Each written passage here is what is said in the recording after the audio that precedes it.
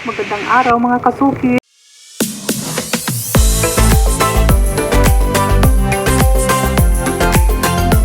Naman tayo ng ating dalawang parcel ngayon. Titingnan natin ang mga laman nito kasi sunod-sunod po ang aking mga parcels ngayon. Dahil nga po sa masamang panahon dito, simulan na natin mga kasuki.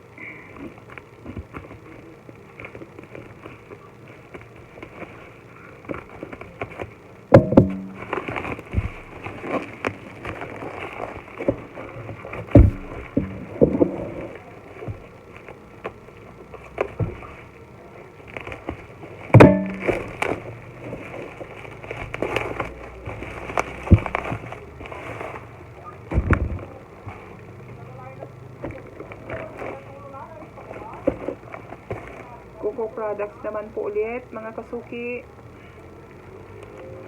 kasi naubos na yung nauna kong order, so re-order lang po ito. Buti tapos na yung mga tao na namimili. Naubos na ang pansit, naubos na ang lumpinada, kaya dahil na mag-unbox na naman ang dumating para mamaya pala magpabayan na naman ako mamili. Ay, ito po, ayan, 6 po ang benta ko sa ganito, isang piraso, kasi isang box 30 po ang laman nito. Ayan, dalawa po ang binili ko ganito. Ayan po, 2 piraso. Tapos may isang ganito, na vlog ko na ito dati. Talagang malakas sa akin ito sa mga bata.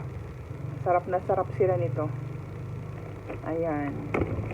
Tapos yung isa naman ang aking bubuksan. Ito po ay check natin.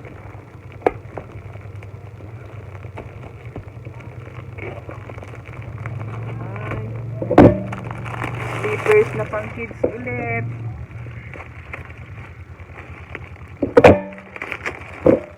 Yung bigger size naman ito, yung 31 to 35. Yan, boys and girls din ulit. Kasi yung nauna ko ay maliliit yun. O smaller size. Ito malalaki. So yung pang girls, 6 lang po. Ayan.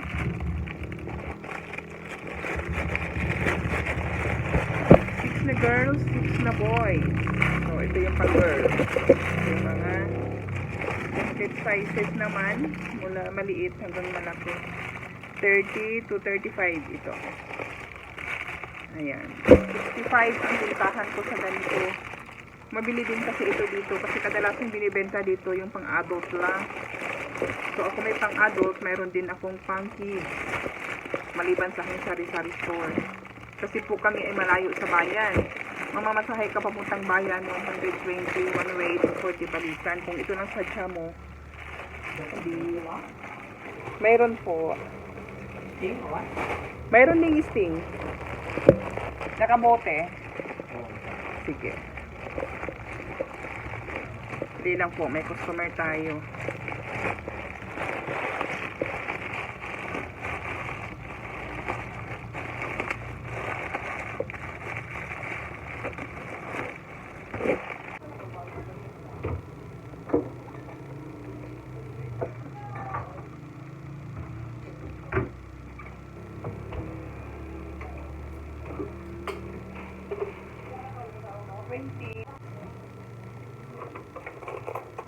Eto.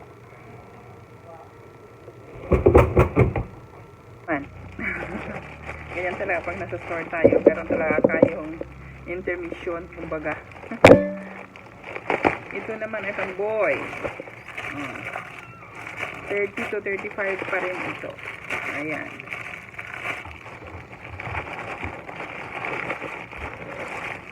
Nilalagay ko na lahat kasi sa tindahan ko yung mga pangangailangan ng mga tao dito na malalapit sa akin kasi